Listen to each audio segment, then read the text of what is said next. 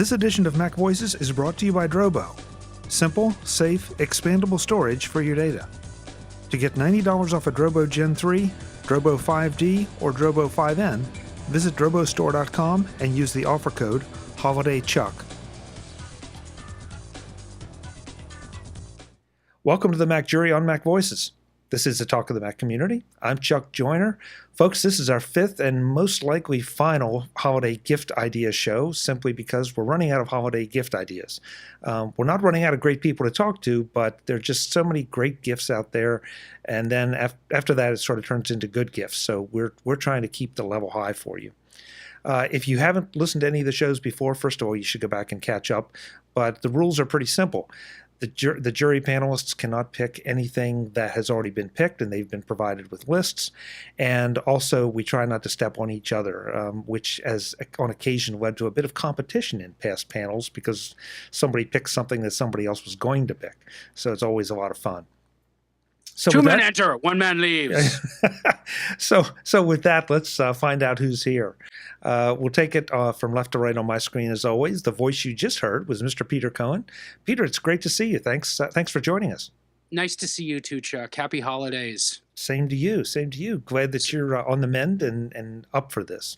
Thank you very much, yes. I am a managing editor at imore.com, where I write about the Macintosh.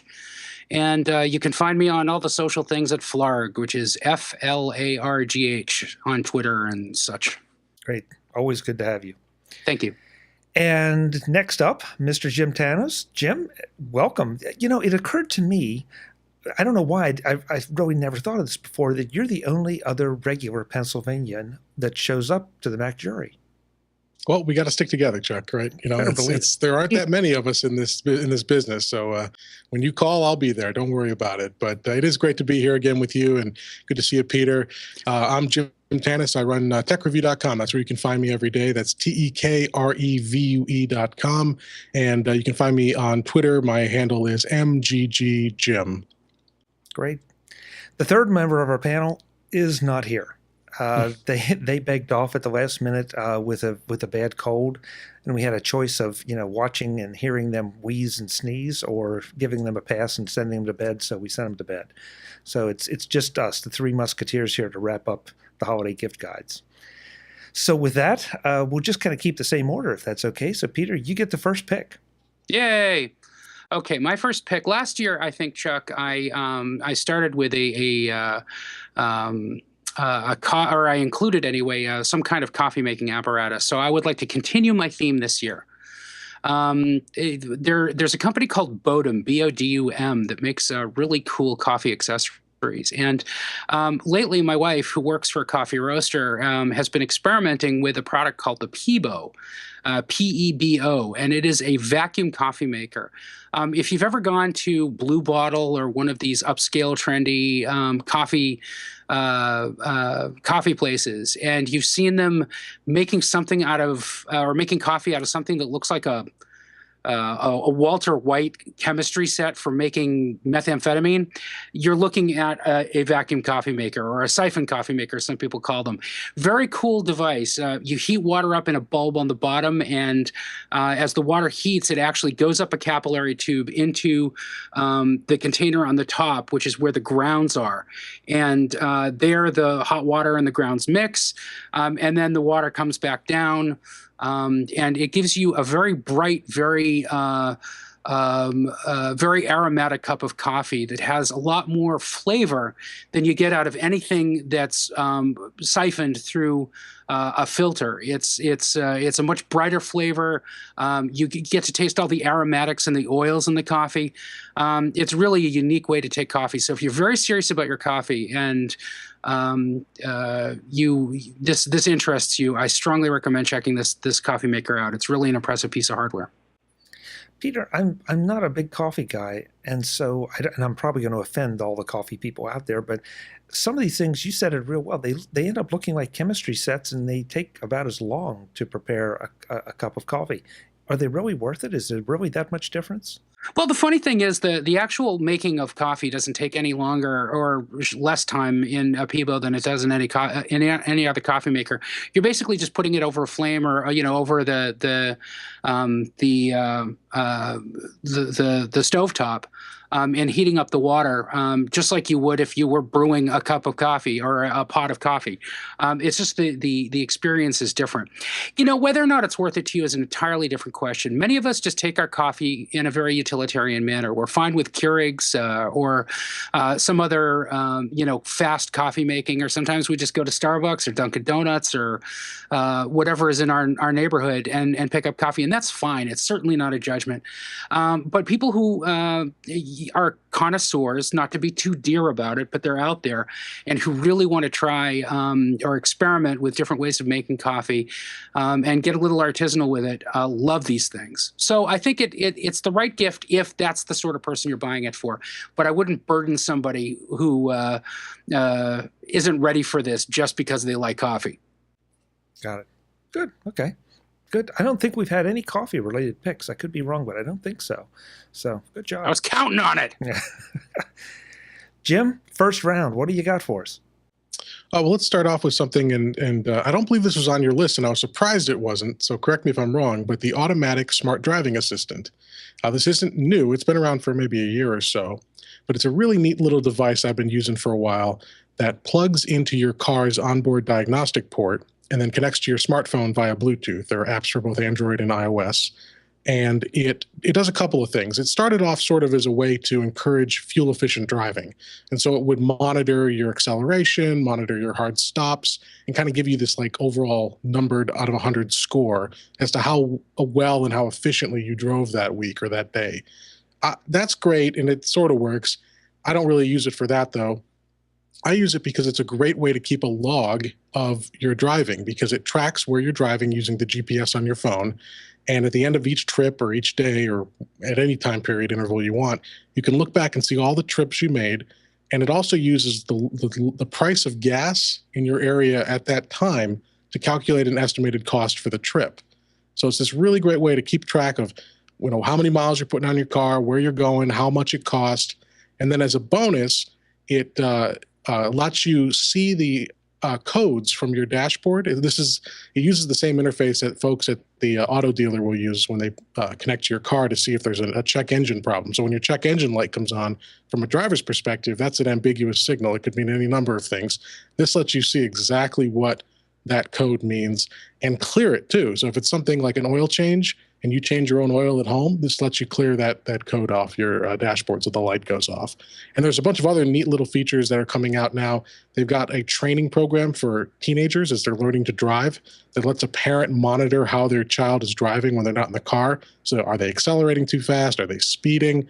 And then it gives them a score.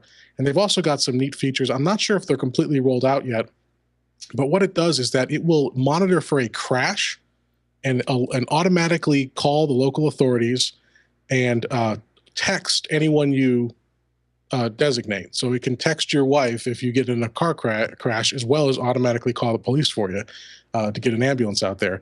And that's a really neat little feature too. So it's simple. It's about $80. It plugs in under your dashboard. It's compatible with your phone. It uses Bluetooth. You don't have to think about it after the initial setup. And I found it to be really handy, kind of neat to keep track of your driving. So does it just live in the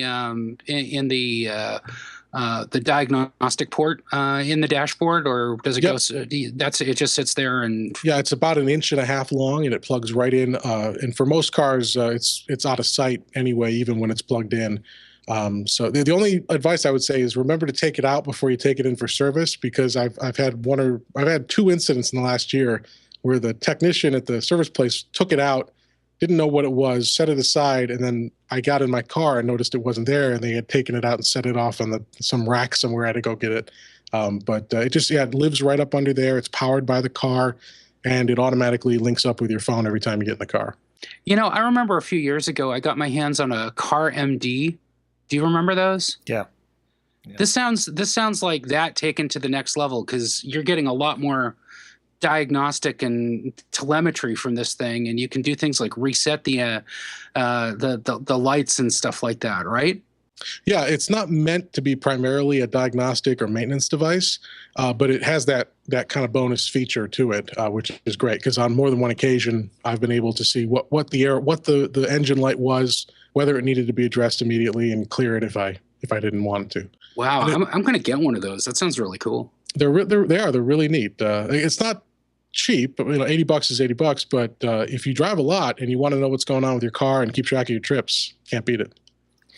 I've got to ask, because someone's going to if I don't, about the privacy implications. We're seeing devices like this, not this fully featured by any means, being offered by insurance companies to lower your rates, plug in, and they're tracking where you're going, like you say, how you're driving, what time of day you're driving. You're out at 3 a.m. on a regular basis on Saturday nights, or are you up for church on Sunday? Are there any privacy considerations or implications here as far as what this records and how it gets it to you, or maybe how it sends back to the company?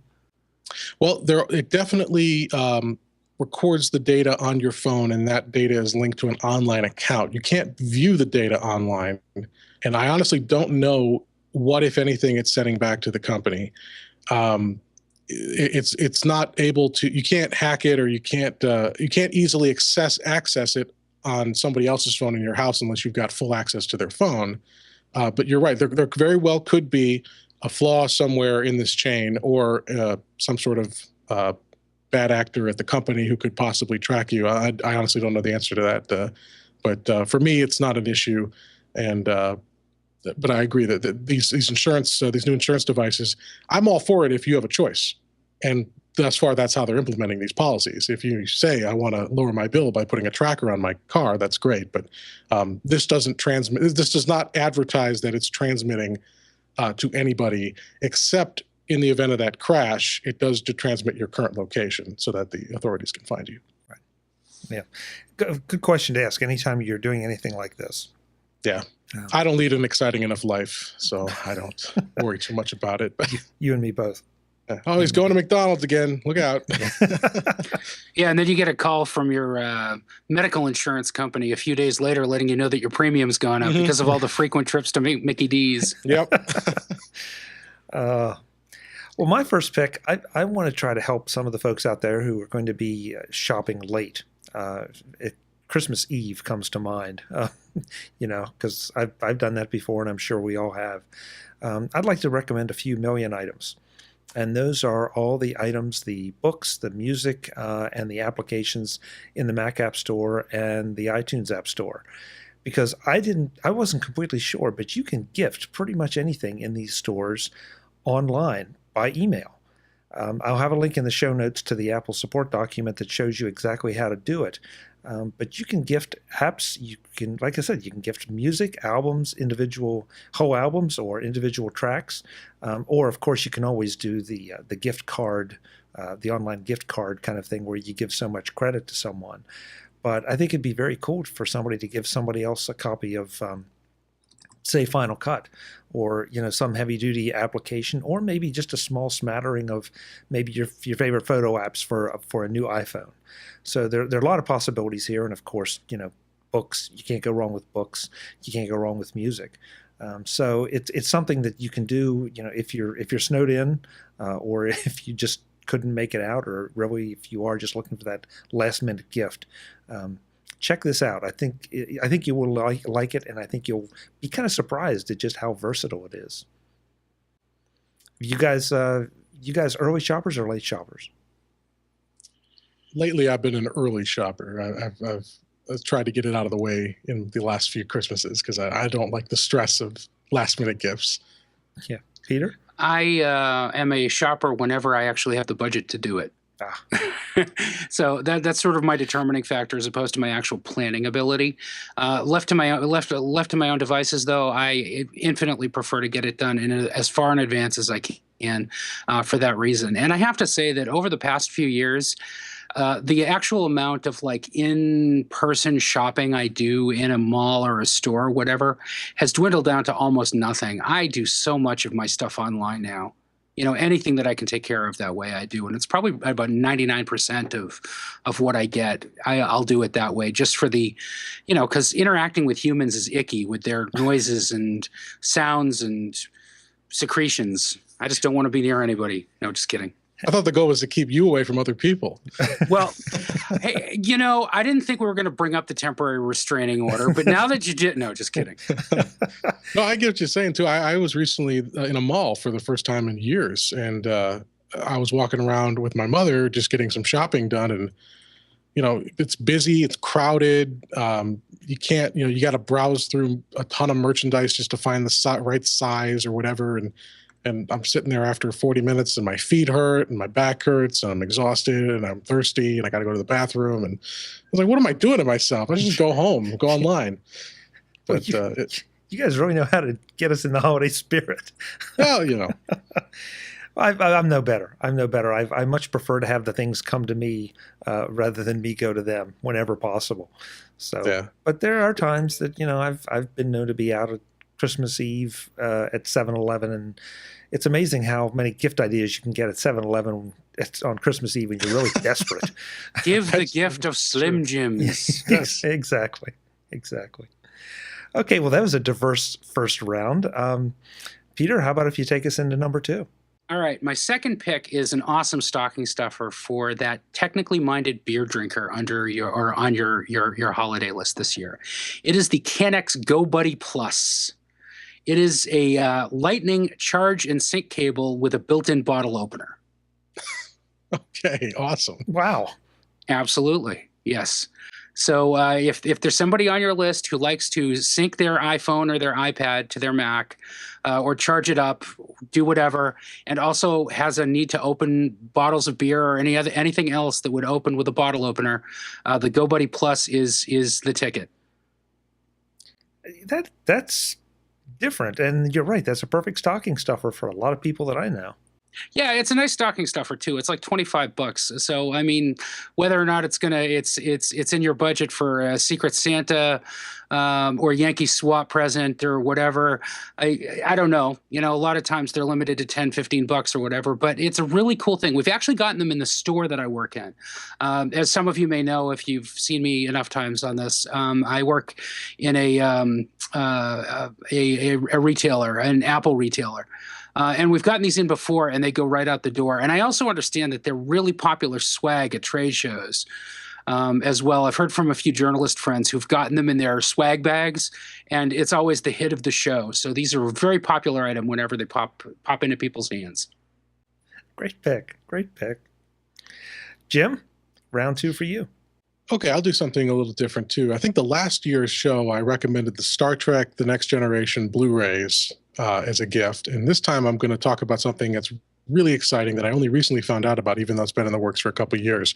And it's a gift that if you give it, you have to explain to the person that they won't get anything right away, but the payoff will be worth it. And this is Star Trek Axanar. It was a Kickstarted project. It's a fan film with a major league production staff. And if you're a fan of Star Trek, Axanar was a battle. It's a planet in the Star Trek universe, and it was a battle that was pivotal in the years before Kirk. So they're before the original series, but after the series Enterprise, where the Federation is at war with the Klingons, and it's very important to the development of the mythology or the storyline, but it was never been directly addressed. And this group of people doing this, it's Axanar, Axanar. They're going to tell this story with a fan-made film, and you can go and check out a preview they did at the Axanar website, which we'll link to, and it's incredible. It's the preview. What they've done is they've taken it and done like a History Channel style documentary. So it's like 10 years after the battle, they're interviewing the key figures and they're looking back on it, and it's got world-class special effects, an amazing soundtrack, and some big-name actors like Richard Hatch and Kate Vernon from Battlestar Galactica, Tony Todd, he's played a Klingon in Star Trek before. He was also in The Rock. So big-name actors, a really cool script. The movie itself, the end product, will be an actual movie, like a fictionalized portrayal, but this is like a documentary kind of giving you an overview of the setup to the battle. And the Kickstarter's over, but they're still accepting donations, which will give you a variety of prizes when it's all said and done, either the DVD, the Blu-ray, T-shirt, a combination of those things, the soundtrack. And they range from $35 all the way up to $125 if you want everything. So that would be a great gift, is put a little card together to a Star Trek fan in your life, send them to this website, tell them you've pledged for them and they're going to get the Blu-ray when it's finally done some point next year, and have them watch the little documentary preview. It's about 20 minutes long, and they will love you forever, because it's classic Star Trek with the visual style of the modern J.J. Abrams films. And I think that's a really good mix, because a lot of longtime fans like myself we appreciate the new films on their own legs, but we don't think it's real Star Trek. And so this is sort of the best of both worlds. I love that you picked this, because I saw the preview that you're talking about in Las Vegas at the Star Trek convention this year, and absolutely was blown away. This is not fan stuff. This is like real high quality. I mean, it just made you like, come on, I'll give you more money. Just get this produced, because I really want to see it. So exactly. That is a great pick. And yeah, folks, definitely check the show notes. We'll have a link to what is available now. I think you're going to be just blown away by it. Yeah, that's your homework, everybody. When you're done with this, wait till this is over. Yeah. And then when you're done, go to the Axonar website. And even if you don't like Star Trek, just watch that trailer. It's a cool story. It's great special effects, great music, great acting, everything. Yeah, you look at that whole Star Wars thing and say, yeah. Exactly, yes. Take your 3-pronged lightsaber and shove it. Yeah. Oh, God, we're going to get in trouble for that one, Jim. Well, you know, if the handle was just made of cortosis, it wouldn't be an issue. Yeah. Well, I'm going to make for my second pick this. This is called a Lollipod. This is a tripod. It's an extremely lightweight tripod. Let's see, I got to look it up. It's only about 320 grams, which is just a little over a half pound. I want to be very clear, this is not going to hold a huge DSLR. It'll hold a camera up to about a pound in weight. You can look it up, but I'll pull back here a little bit here. But as you can see, it's a nice, tall tripod. It's perfect for an iPhone. There we go. Almost took out a light. It's perfect for an iPhone. It's perfect for a GoPro. It's perfect for a small point and shoot. If you're looking for a way to get that in, everybody wants to do selfies. Everybody wants to get in front of the camera now. But, who wants to have their arm sticking in the picture? Well, this lets you put it up and then get in the picture yourself. I just can't stress how nice and light and easy this thing is to transport. You can stick this in a compartment in your backpack, and you'll barely even know it's there. So it's about $50. The interesting thing is you can only get it you can go to Amazon, and then they'll just direct you to resellers. The best thing to do is just go straight to the Lollipod website. You will be ordering it from the UK, so it will take just a little while to get here. But I've got 2 of them. I absolutely love them. They also come in colors, by the way, which I really like for no other reason. And since I have 2, I know exactly which one is which. So if anything ever does go wrong, and I've never had anything go wrong with it, I'll know which one it is and won't have to get confused. And of course, it's got the obligatory standard screw mount at the top, so you can mount any typical photo accessory right into it. It's just very well built for what it is. Don't misunderstand. It's not going to take a huge DSLR, but for just about anything else, it's a great little piece of kit to add to your gearbox. That's Lollipod. I think it's lollipod.com, but again, check the show notes to make sure you go to the right place. Very cool. So, how much is it?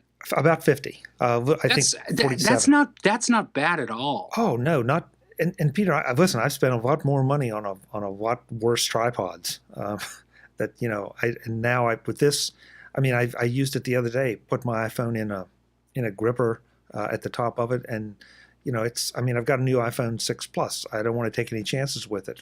I wasn't a bit worried. How much weight can it handle? About about 420 grams, which is about a pound, give or take. All right, so this wouldn't be something that you would use with your DSLR if you had like a big lens on it and stuff like that. But Right. it's lightweight enough that you could use it with your iPhone or even with a smaller like point and shoot and stuff like that. Yeah, absolutely. It's terrific. I carry it all the time, everywhere, because places that I wouldn't even want to carry a monopod, simply because the monopods I have are too big and heavy.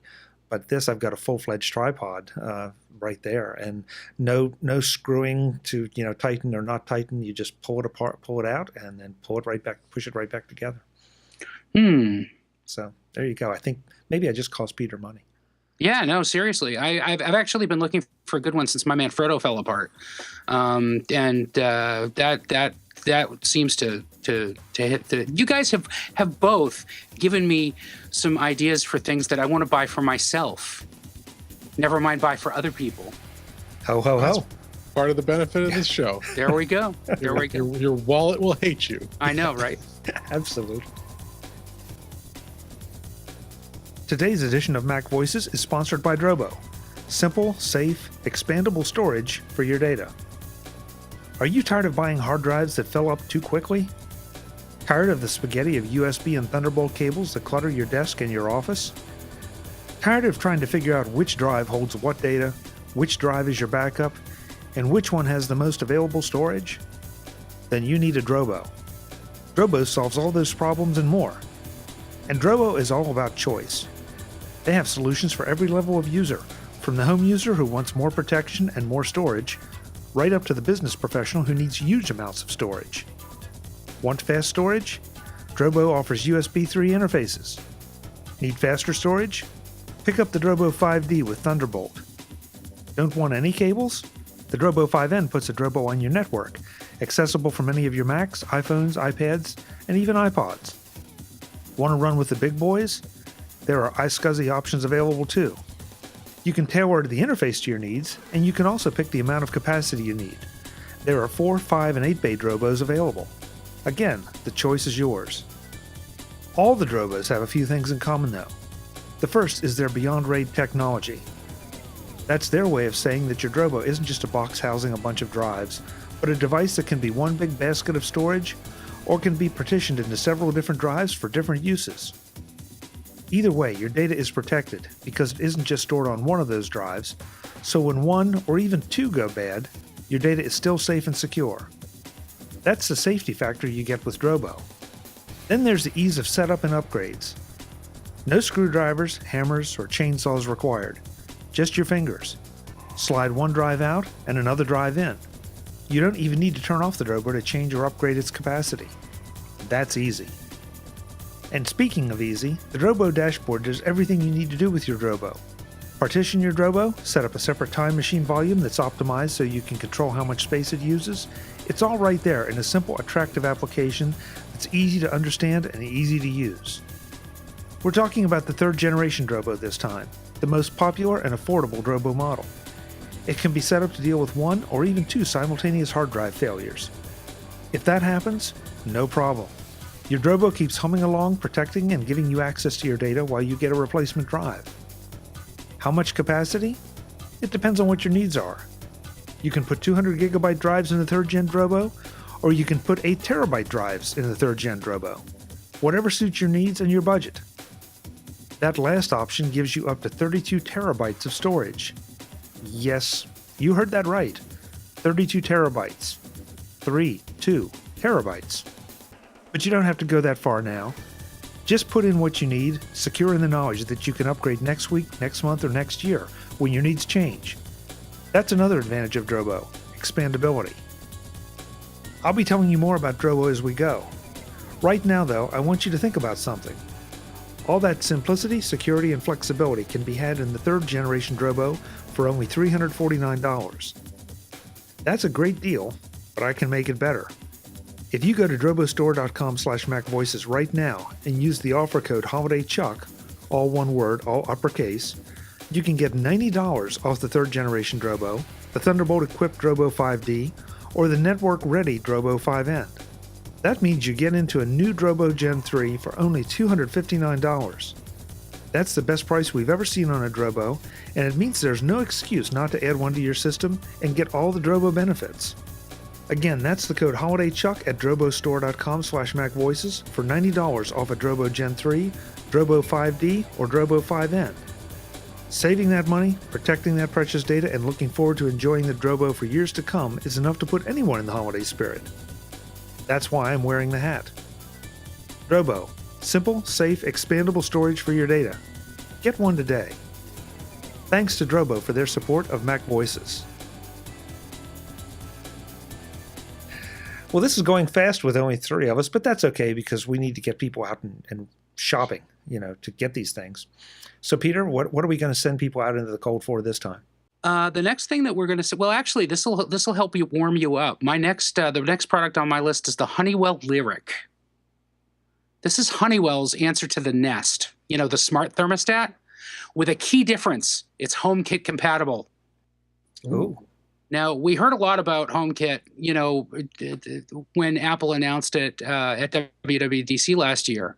And it's still kind of a work in progress. We haven't really seen the framework we haven't seen the elephant for feeling its various individual parts. But Honeywell's Lyric is HomeKit compatible. So as HomeKit apps become available and as HomeKit frameworks get more used, I'm sure that we'll see some interesting uses for this. But it is a thermostat that very much is similar to the Nest in terms of its operation. It is a round thermostat with a display on it that lets you heat and cool. And it's very easy to use, and it's app driven, so you can turn off your heat if you're not home or turn it down or whatever. And it learns from you as well. So it's an interesting bit of kit. $250, I think, for a limited time from Honeywell. Peter, how do you feel about recommending something that HomeKit compatible? And it just seems like HomeKit, I don't know. I'm not ready to say it's not fully baked because that implies that it's an actual product. No, I think that you're absolutely right. As far as that's concerned, I think that Apple kind of casts its line out and sees where these things go. When iOS 7 came out, Apple made a little bit of a big deal about MFI, made for iPhone, iPad, iPod Touch, iPad game controllers. And there was a novelty, involved in, being able to buy this game controller and then downloading games that would work with it and, kind of having that sort of arcadey experience on your iOS device. And that continues to this day. There are still new MFI controllers coming out. There are, certainly games coming out with it as well. But it's just a framework that Apple implements and sort of sees what happens and lets the market sort of organically dictate as to whether or not it's something that's going to take off and be really successful. And I feel like HomeKit is the same thing, but the difference is the HomeKit stakes are much higher. This is technology that I think that is still in its nascent stages. I would say not even early stages, but really just the very beginning of. And something that has the promise of really changing the way that we interact with devices in the home, using the iOS devices and, for that matter, the Macs that we depend on. But whether or not they're going to be successful or whether or not the framework is going to be successful, I guess, is something that we just don't know right now because we don't have a reliable crystal ball. It's not a bad thing that it's a Honeywell name. That's a pretty good name. So that's what I want to see happen. I want to see some of the major names step up and endorse this platform because I think it's sort of a quid pro quo kind of thing. If you know Honeywell name, then they support this. It must be a real thing. If you know the Apple name, then Honeywell supports it. So that's a pretty good endorsement there. So. Exactly. And Honeywell was one of the companies that when Apple announced HomeKit, Apple threw Honeywell's name up there. So there's some mutual love back and forth. If they're not just pulling HomeKit out of the blue here and saying, okay, we'll support that this time. Clearly, there's something going on behind the scenes here where Apple wants Honeywell on board with this. Yeah. Well, all three of us, I think, on this panel are familiar with cold weather, so we can all use a smart thermostat. Well, and it works for cooling too. It's not just a one-trick pony. So, if you're looking for ways to make your heating and air conditioning system more efficient, a smart thermostat is a good place to start. If it's anything similar to the Nest, though, I will recommend that folks check their wiring before they purchase one, because not all systems have compatible wiring schemes. And I'm sure Honeywell has the same thing. Nest has a little site you can go, and it shows you to look for which wires are available and tells you if it's compatible. So that's exactly right. If you go to lyric.honeywell.com, that's the landing page for the Lyric, you can get information about the wiring that you're going to need in your house to support it. So yeah, that's absolutely a great point. Thanks for pointing that out. So by all means, go rip your current thermostat out, look at the wiring, and then figure out later whether okay, now it sounds like that's what I would do, but yeah. It's usually just a few screws. Yeah, I wouldn't worry about it. And then if you break it, you can just explain to your significant other why the heat's not on in the house anymore. Yeah, it was the kids, it was the dog, something. Yeah, exactly. Well, honey, if I stand by the panel and I hold these two wires together, the heat comes on. So I'll just do that. All right, Jim. Let's see. What is this? God, I'm losing track. This is third round. Third, yes. Okay, what should I pick here? Let's pick a nice, cheap gift. And this is a very simple gift, and you might not think this. You might think this is sort of a insulting gift, but yeah, it's a nice stocking stuffer. And this is microfiber cloths. Our Apple devices come with them to clean the screens. I don't know about, maybe I'm the only one, but I'm always looking for a microfiber cloth, because I always have an iPad, a MacBook, even the GPS in my car. Something is smudged and needs to be cleaned. And I'm always running out of them. And you can buy them in packs of like 10 on Amazon for 10 to 15 bucks. And it's a great gift for somebody who has a lot of devices with screens. Just make sure that there's two different types. There's sort of the more fluffy ones that are meant for like home cleaning, and they're kind of abrasive, and they're supposed to scrub. You can use it for like all natural home cleaning. And then there are the other ones, which are the ones we're familiar with, that Apple used to include in all their products, that are they're lint free, very smooth, and those are the ones you want to look for. And we'll have a link to a set that I've purchased. I've purchased multiple sets of these, and they're great. Throw a couple in your bag, throw them in your car. Anywhere you have a screen, you'll always have a cloth available to clean it. Because like I said, I'm always looking for a microfiber cloth until I realize I should just buy them in bulk and never have to worry about it again. That's a good practical approach to it. And unfortunately, I'm as guilty as the next guy. I end up overusing the microfiber cloths, probably beyond when they should be used, because I don't have any more. And I need them right then to clean the screen. And so it's like, all right, I'll use this old one. So until Apple invents some sort of self-cleaning display, we're going to need plenty of these. Yep. Yep. Think of it like paper towels. You need them when you need them, not you don't want to go get them. So good choice. Good idea. Okay, so for mine, this is for someone who's a little bit more serious maybe about their video, because you can there's so many great camcorders out there and different things, and of course you have great video now on your iPhones and all, but the one thing you don't have is great audio. We're still suffering from questionable audio. So one of the first things I would recommend is this. This is a shotgun mic. I'll take the windscreen off. There's nothing terribly elaborate. This is a Sennheiser MKE 600 camcorder shotgun mic. Now this is about $326 on Amazon, but it's one of the best things I've seen that it's not just ungodly expensive, that you can mount. You have to get a little bit of a rig if you're going to use your iPhone or your iPad. And of course, with a camcorder, it's easy. It'll just mount right on the shoe. And you can get it with a shock-absorbing mount. But it really will improve your audio greatly, because in the first place, it gets the mic up and away from the camcorder. And I know that all the camcorders are supposed to be very quiet and all, but there still seems to be always some noise that creeps in. The second thing, of course, is that this is designed to pick up sounds over there. So if I was using it here and I had it like this, you're not going to hear what you really want. But if I take it and put it over there and aim it at myself, then you're going to get a lot better audio. Don't misunderstand. It's not going to be like the movies. It's not going to be perfect, but it's going to be a lot better than what you're doing now. And I find that home videos and that kind of thing are just a lot nicer to watch, more importantly, to listen to, because they don't sound like home movies, or not as much like home movies as they do if you're just using the built-in mics on these things. So again, Sennheiser, it is a little expensive. It's about $326 bucks, but well worth it if you are serious about this and shoot a lot of video. How much does it weigh?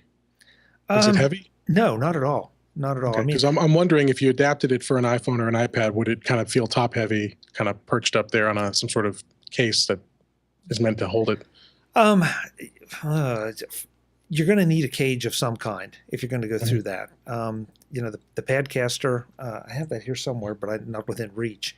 The Padcaster, I think we picked last year, and I've used that plenty of times with my iPad, and that is a frame that goes around your iPad, and then you can mount things on it like this. And like a full-blown audio recorder if you didn't want to use your iPad, and lights and all. So you can really set yourself up a very nice portable recording rig using your iPad, or if you don't mind having a frame this big and then your phone, which is only a small part of it, you could easily mount the iPhone in there as well and use that as your camera. So you're definitely, it's not going to be something that you're going to want to just try to find an attachment to the iPhone. But of course, there's also nothing wrong, as far as I know, with just doing a handheld kind of thing. So there you go, shotgun mic. So we're already at round 4. It's hard to believe, but we're already there. Peter? Nice. We're moving right along. Well, I'm actually modeling what I'm wearing for, or what I'm going to recommend for my next pick, and I think you can see this in the. Boy! in the camera. Can you read that, Chuck? I'm having a little trouble with it, Peter. Little too far away still? Your home died of ethics in games journalism? You have died of ethics in games journalism. This is a takeoff of course, you have died of dysentery, the famous death that everybody has experienced at one point or another by playing the Oregon Trail on their Apple II back in the day. Well, there's been this very well publicized thing about, quote unquote, about ethics in game journalism, which really boils down to a bunch of misogynistic creeps creeping on women who have a strong opinion about how women are portrayed in video games. That is just a complete case of nuttery. If you go to teespring.com/ethics and you can find this shirt. It's available for $13. Basically, it's a nice way of tacitly disapproving of Gamergate and its tactics against whatever its problem is. And not only that, but the profits are donated to a nonprofit organization called Women in Games International, which is focused on getting more women involved on an equal level in the game industry. So it's a very cool thing, and you're doing a good thing by wearing it and by buying it. So there you go. Jim, you look like you were dying to make a comment. I would just like to say that the Bills beat the Packers this weekend. Yeah. The weather's been nice. I'm not touching this topic, but it's in the poll. It's a shame, because that's kind of a reaction. I don't know why we can't just get along. It seems a shame, but Peter, I think it's anybody that feels that way, absolutely, it's a great way to do it. I have to apologize to you though, because I'm not a gamer, so I really didn't understand the reference. I was looking at it. It's like, okay, I think I know where this is going, but I'm not sure. Which reference? Oregon Trail or Gamersgate? Oregon Trail. Yeah, Gamersgate. Okay. I know, but yeah, Oregon Trail. Oregon Trail's still with us, and it's funny because you can actually download like apps for your iPhone that are like Zombie Trail, like a zombie takeoff of Oregon Trail and stuff like that. It seems to be the gift that keeps on giving, though, generationally. You don't have to be a gamer either to get it, because Oregon Trail was one of those games that sort of snuck in the sort of edutainment genre back in the day, and was something that a lot of kids played in school because ostensibly it was educating, because you were supposed to be learning about westward expansion and stuff. That was how it was introduced to me anyway. All I knew was as I was playing a game on the Apple IIs in the computer lab at school, and I was really happy. Yep, that was we had Apple IIs at my little primary school in Buffalo, New York, and Oregon Trail was the game to play. It was awesome. Yes. And I remember the first time I made it, I was so excited. I mean, it was like a pivotal moment in my 7-year-old life or whatever it was. Absolutely, man. There's nothing like that rush. Yep. Of making it all the way. So is that how you two both ended up here in tech journalism? Is Oregon Trail? No, there were some diversions in between then and now, but looking back on it, it was pretty formative, I suppose. Honestly, Chuck, the answer is absolutely unequivocally yes. That's awesome. Really? Yeah, there's no question. There's no question, because actually it was high school for me when we had the Apple II labs, and the data processing teacher who taught that very class hooked me up with my first summer gig, like my first big summer job, and it was working at a software developer that used Macs, and I've worked in the Mac industry ever since I was like 15 years old. Wow. Yeah. See, my timing was off. We had the Apple IIs, but the Macintosh had obviously come in and was popular by then. This was the late 80s, I suppose. And as I got into the point where I would really start looking at computers, Apple started to flounder in the 90s. And we ended up having PCs at home throughout all the 90s. I didn't get my first Mac until 1999 or 2000, right before OS X came out. So I lost that part of my childhood to Windows.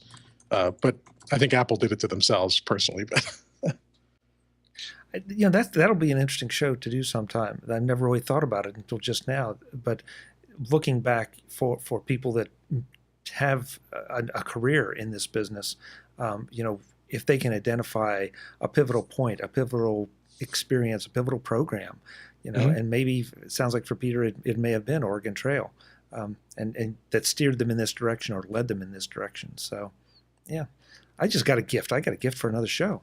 Good idea. Good idea. My last pick for the fourth round it's a little bit boring, I guess, but I don't think so. And that is that if you have a MacBook Air, MacBook Pro, you have to charge it. These things have great battery life, no question about it, but they also run out of battery life. And if you have these kind of devices, you're carrying them around.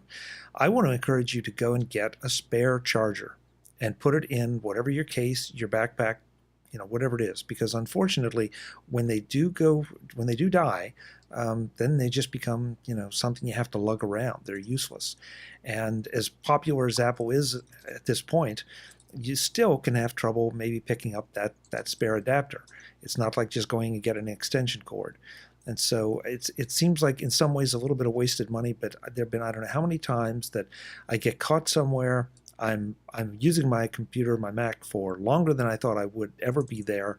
And, you start to watch the battery go down and go down and go down. And whether you're actually being productive, whether you need it in an airport to remain entertained while you're waiting for your canceled flights to get back, it's one of those things you just need to have it with you.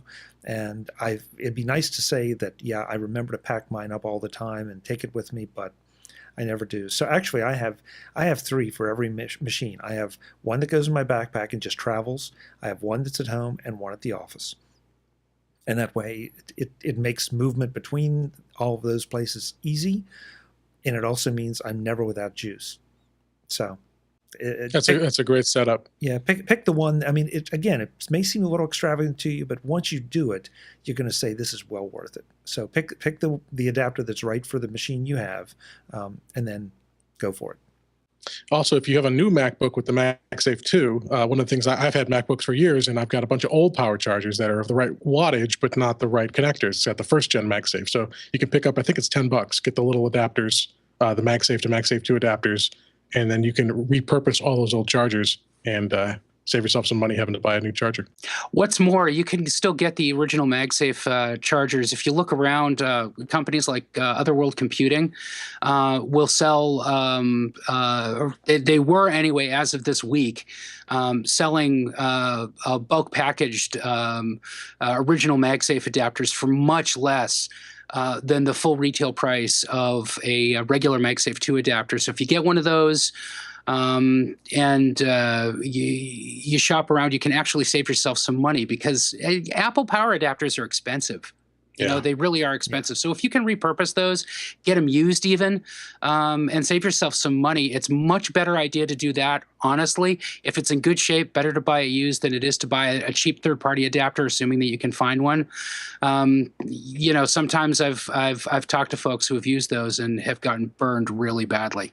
Yeah. Not literally, but, you know. Yeah. Actually, Peter, 2 points on that.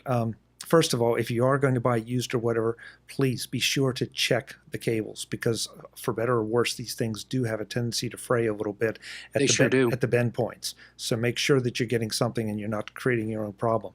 And Jim, that's a great point, and I wish I'd have thought of making it. That's the adapter. A lot of times I'll keep at home. That way I don't have to carry around that little magnetic adapter and risk it snapping off or popping off and then not being able to find it. So those should be in stable environments if you can possibly do it. Yeah, there was a Kickstarter not too long ago. I don't know if it was successful, but the point was that it was a connector that would tension mount to the adapter and then wrap around the cord so that the MagSafe 2 adapter wouldn't go too far from your original cord. So I'll try to find that, and hopefully you can throw that up in the show notes too. Yeah, I don't think I saw that, and that's a great idea, because they're nice, they're perfect, they do exactly what they say, but boy, they're easy to lose too. Yeah, one more thing to lose in your bag. Yeah, sometimes miniaturization is not a good thing. That's true. Yeah, what was it, Zoolander, or there was a movie where he pulls out the real tiny cell phone. He's talking on the tiny phone, the size of like a little matchbook. Yeah. Well, that's coming too, but that'll probably be an implant. Yes, that's right. So it'll probably be a suppository. Okay. Oh, did I just say that out loud? Yeah. It's your inner voice escaping again, Peter. Gosh darn it. Hey guys, that's a lot of really interesting picks. Well, you skipped me last round. Did you want me to do number 4? Was that only 3? Or did I skip you? I'm sorry. You skipped me. You went from. Excuse me. I was so anxious, Jim. That's okay. If you prefer me to leave, I can leave. No. We want you right here. I think you threw me with the football score thing. That blew me away. Mm-hmm. So yeah, no. By all means, get your last round in. Okay. Please. Well, I'll put one more in here. It's the ProClip car mounts. ProClip is the company. They make car mounts for your mobile devices, and they have everything from iPhones, iPads, to other third-party Samsung phones, and basically any type of mobile device you can imagine. They've got an adapter for it. Now, car mounts are nothing new. The thing that makes ProClip better and worth the price, because they are a little more expensive, is that it's a 2-piece system. You pick a mount that fits your device. So in my case, let's say it's the iPhone 6 Plus, and then you pick an adapter that connects to your specific car. And they do sell some generic ones, but the beauty of it is if you go in and you pick your specific car. So I drive the family minivan. It's a Toyota Sienna. I went in, I picked the Sienna out of the list, and you have 2 mounting options, and they mold them and design them so that they're flush mount with a particular location in a specific car. So they fit very, very well. They're really durable. They stay on there. They don't slide around. They don't move. And then when you have that attached to your car, you then take the second piece, which was the device-specific mount, and attach it to the car mount, and you've got a really nice setup that keeps your phone stable. In my case, it's right up near the front air vents to the right of the steering wheel. In my wife's car, she's got an Acura. It's sort of on the center console looking up at her. And they don't, because I went through a lot of like suction cups and weighted mounts and cup holder mounts, and they're all flimsy. None of them fit just right. They bounce around. This thing, it's going to cost anywhere from $30 to $90 depending on the device mount and the car mount, and that's for both pieces. But when you get it set up, really good quality. I think they're made in the USA, if that matters to you. And they're flush. They're designed for your specific car and your specific device. So you're going to get the absolute best fit and finish and stabilization and all that. So it's really good. I've been very pleased with mine. I've been using it for over a year now. Jim, is this something you can use with an iPhone that's already in a case, or do you have to use their case? They have both. So they have ones that are meant for devices without a case, and it's sort of like a felt slider that is perfectly form-fitted to the device. They have sort of tension mounted ones which are meant for your own case. They have like basically you can adjust the dimensions to fit your own case. They have cases, I think, that they sell that they're compatible with. There's multiple options for most devices. And so I don't use a case with my phone, so I went with the one that's meant for that, and it fits perfectly and it's secure. But there's a lot of different options for you depending on whatever you want to do. But I mean, maybe the OtterBox, like those really thick ones, might not work, but almost all cases should work just fine. Good. All right, well, that just adds to a great pile of picks. Because I had picked a car mount earlier, but I haven't looked at the Pro Clips in a long time. And it sounds like something that definitely deserves a good hard look. They're great. They're really good. I mean, you're going to pay for quality, but I went through a dozen different car mounts since I got my first smartphone, which was a Palm or something way back when. And this is the only one I've ever really liked because it's always sturdy and it's always doing what you want it to do. And it's very, very good. That seems to be, I think, a theme of these juries. Nobody's looking for the cheapest thing by any means. They're looking for quality. They're looking for things that they've used, they've tested, they've reviewed, or that they want. They aren't necessarily the cheapest things out there. But that's one of the reasons we make the show notes so that you're going straight to the product recommended, as opposed to just saying, well, you want a car mount. Well, okay, fine, but which one? Because then you can spend forever trying to figure out. So, good. Yep. Everybody staying home for the holidays, or anybody traveling? Yes, finally, we have a Christmas at home for the first time in a while. Good.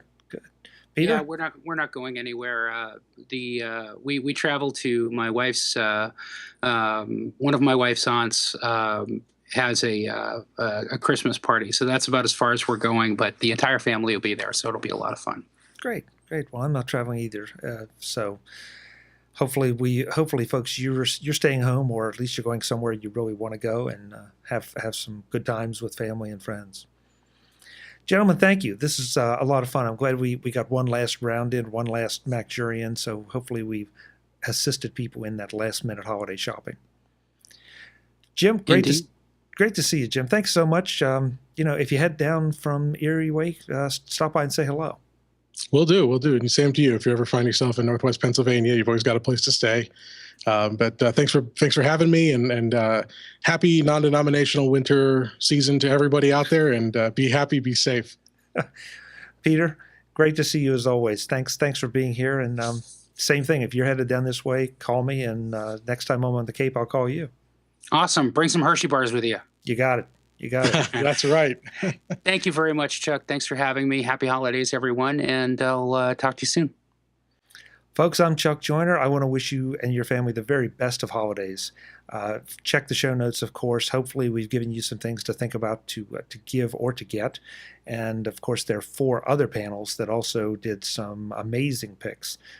So they're, at the very least, they're entertaining. At the very most, they're informative. And I think you'll enjoy them all. But admit it, Chuck, we were the best again, right? I think we saved the best for last. Absolutely. There we go. But 2 years in a row. But don't tell them. Don't tell them. Until the next time, thanks for watching.